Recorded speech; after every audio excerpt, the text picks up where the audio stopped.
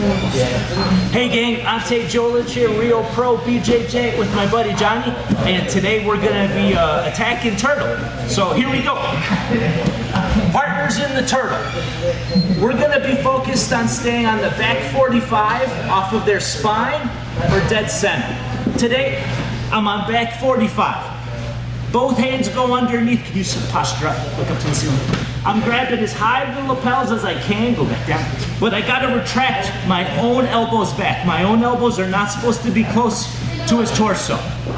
Or deep, excuse me, by his armpits. What don't I want? Overhook my arm with your crook of your bicep. That's it. I don't want my elbow caught. So I have to be back. Overhook.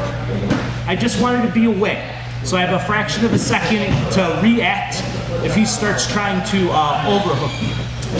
I'm going to be doing an attack today, the clock choke. And my two big concerns are to not allow a guard recovery or to be rolled over. Okay, so that's what this version I'm focusing on today. As I got my lapels, my near side knee is behind his back pocket by the foot. Just as a little counterpoint and backstop, and it keeps me back. Okay? Now from this point, clinch right to the loop.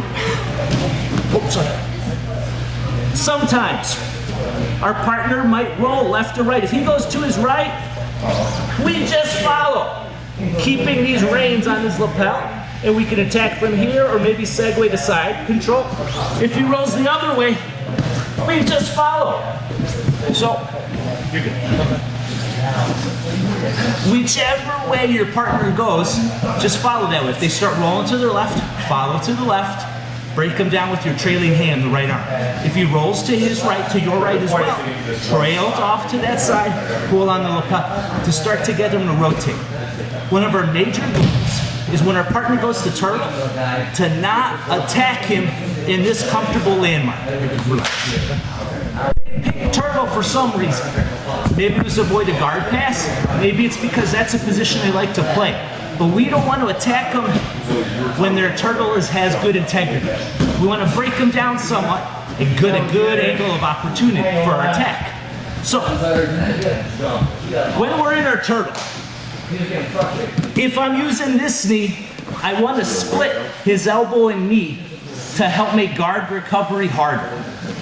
If this knee is piercing his elbow and knee, it's to usually attack the back with classic control, getting hooks in of some sort. Today I'm going for my clock. For the clock choke itself, we don't need a knee in, but this is going to sometimes, this is one opportunity where this choke occurs. So I came to the side. I'm trying to deny guard recovery, looking at my options. He circles this elbow inside his own knee. Or mine, excuse me, so I can't defend guard recovery as easily. That's the time for me to go over the shoulder, because he tucked his own arm in. As I come through, I just grab where my wrist is under his chin. You don't have to be super deep. Just grabbing where your wrist is under the chin. This hand, again, to focus on not giving up a guard, I'm going to go inside his thigh. I'll talk more about that in a second. His spine is the dividing line, east and west. If my body is on his right side, on the east side in this instance, I want to stay here as I slide forward and go for my sub. When I'm going for this version of the clock choke, I'm not going to do a lot of walking. If my right arm is the choking arm, my right foot will be the lead leg, and I won't switch my feet. My big goal is to get mass behind the head and to avoid teeter-tottering going this way.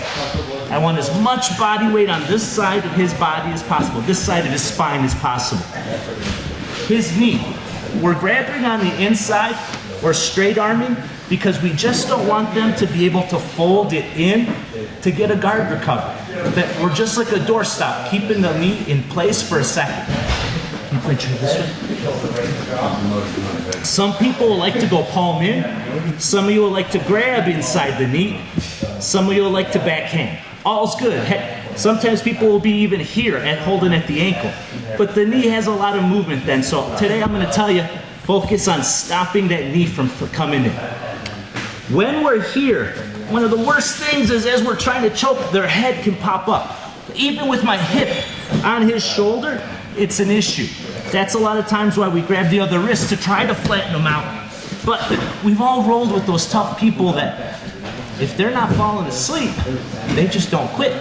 So today's version, we're obsessing on, punch your head this way to the group, bringing body mass behind here.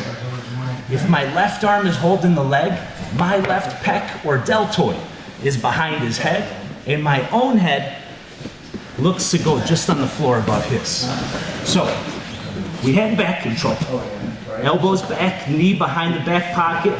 We decide to come through, looking at our opportunities. He tries to deny this by bringing his elbow and knee together again.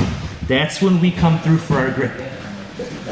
Palming the inside of his knee, and now the big issue, don't go across his body this way. I'm gonna try to landslide this way, forward towards you. So my head's on the floor above his, and I start to row. Cast the line with my wrist like I was fishing on the choke, and I row, pulling my elbow up. Gang, any version of the clock choke you do is usually really, really powerful. Your partner's hands are coming up to kind of defend the choke. Listen for little feet taps, because it is hard to be able to tap with their hands when you crush them and you flatten them out. One more rep, and then I'll leave you alone. This way. Very concerned with not getting rolled, so this hand is always a hot potato, because I don't want his left arm overhooking my left and rolling me at this juncture, so I'm always back as needed. Go ahead and overhook. If you're just at the knee, you're shallow enough where you can pull out and it's hard to trap. I got in between his knee and elbow, he circles, I see my opportunity, I go to the clock choke, I get my grip, I shift my mass behind his head, and I start walking as I cast the line and row on the choking hand. Thanks so much. Thank you.